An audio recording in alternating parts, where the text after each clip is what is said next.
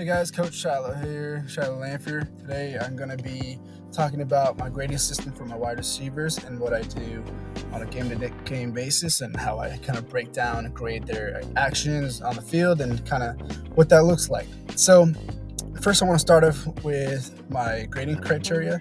So here at the bottom I put my criteria for what I'm looking for when I'm grading. So here you can see there's several different categories. You got field reading, you got your stance, your blocking for touchdown, targets, receptions, contested catch, drops, touchdowns, explosive plays, yards after reception, yards after catch, fumble, penalties, and then effort. And then right here I kind of explain a little bit more about like what or how I'm grading each one. So here you got 1 to 10 points per game on field reading. That's if I see receivers kind of looking at the field, trying to see, is it man, is it zone, like where can I sit, how am I going to release, stuff like that. Just kind of seeing if the receiver's being actively present in the game. Here you got your stance. Are you, not being lazy with the stance, like slacking off when it's a run play or like having a better stance when it's a pass play, just like being consistent with that. And these you get a range for like 1 to 10 depending on how I see you play throughout a game. That's kind of how I'm going to grade right there. Blocking, so you get 1 point per run play blocked. So even if you're on the backside or front side, this is blocked to the best of your ability and you give it 110%. Even if you lose the block, like that's okay. If you still use good technique, good effort, like I'll take that. But so you get 1 point per run play blocked well, and then the antithesis of that is you get a point taken away if you whiff on your block, if you don't block, or you got to mix a tackle without you really getting in the way or blocking him out, if that makes sense. And then blocking for touchdowns. So this one I give a lot of weight to, like you successfully blocked your player and that play resulted in a touchdown.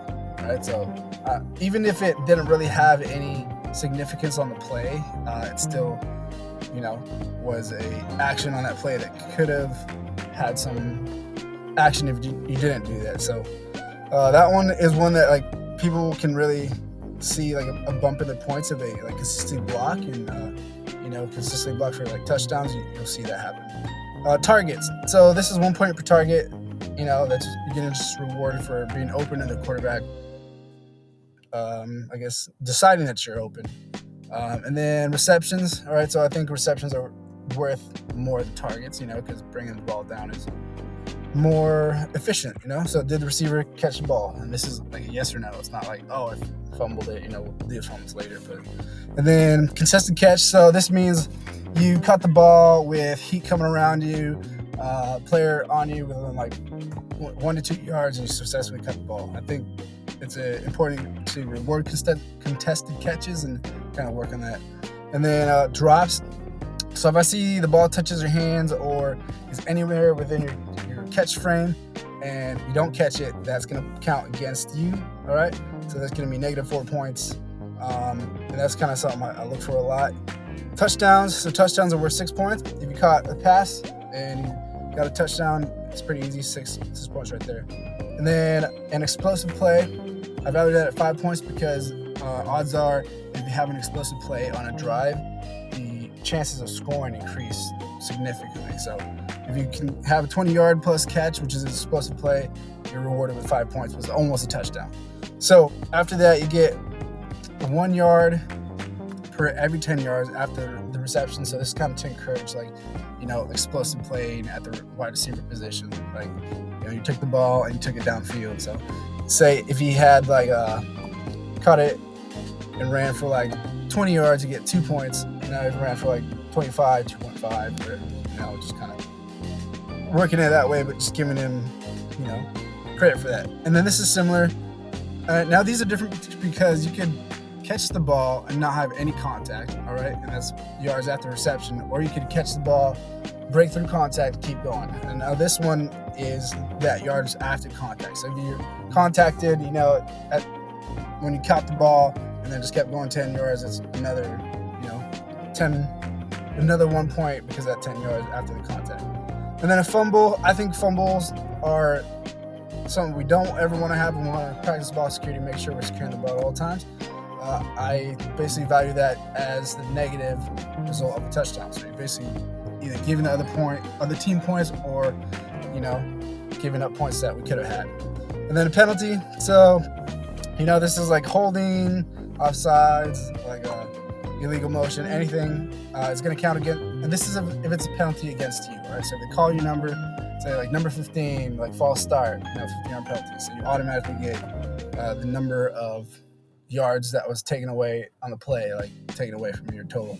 And then effort. This is just something I look for as I'm grading the film and just looking over the film. Like, were you giving me 110%, or were you out there, playing without any reservations and just going, giving your 110%. And this one is also sliding scale, like 1 to 20. I just kind of gauge it off of what I saw that game. So like, here's what it looks like, in an actual broken down form. So I got the game date, opponent, and then here you got the numbers. I blocked out their names right here, but in essence, just grading based on how I felt like their field reading was, their stance. Like there's some people who were like really good at this game at making sure the stance was right and they're ready.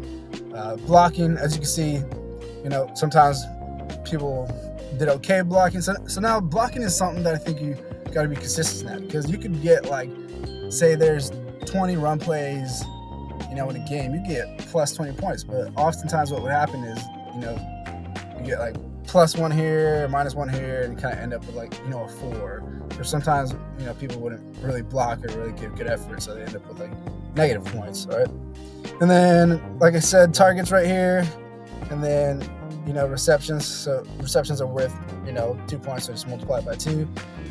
Contested catches, and then drops. So each drop I just put -4. So you got 2 drops, you got -8, so on and so on. Just tally it up. Touchdowns, and then 20 plus receiving yards.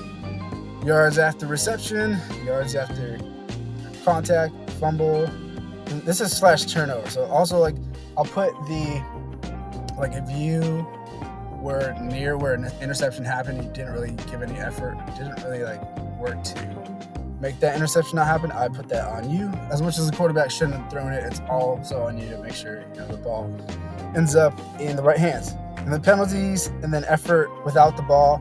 So like I said, like your overall effort, I'm just looking at that, and then I just kind of add these up. And now it's not like out of like 100. Like it's more just like a number that tells you what you can improve on. And then as the season goes on, I kind of like track these and kind of have graphs for like what you ended up with the total at the end of the season, and kind of say like, here's some highs, here's some lows. And it's kind of good to see kind of everyone else too, and again, this isn't like like 55% rating or whatever. It's just like you got 55 because all these things added up.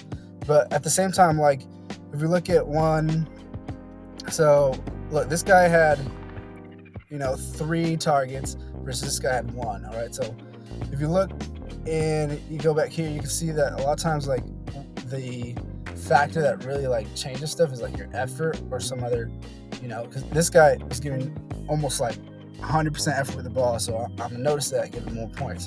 So, and then also I just go through and put some highlight plays, if they have touchdowns or like long runs, stuff like that. I think it's good to highlight the good you see in your players and kind of reward for that as well, and then help them make their highlight film as they're going through and being athletes. So yeah, this is kind of the sheet I use for grading my athletes. I'll grade it and I'll send it to each one of them. It could be one of those things where it's competition, but at the same time, like everyone gets to see like how you did, or like the grading, and they know how. I feel like it's very fair and it's very straightforward. So yeah, if this kind of system is interesting to you, or you want to have conversation about how I go through it, how I came up with this, or even have like the template, I'm more than willing to share it. Yeah, if you want more content like this, you can feel free to follow me at Coach Shiloh on Twitter, or X as they call it. And yeah, I look forward to putting out more content as the week and the season comes up.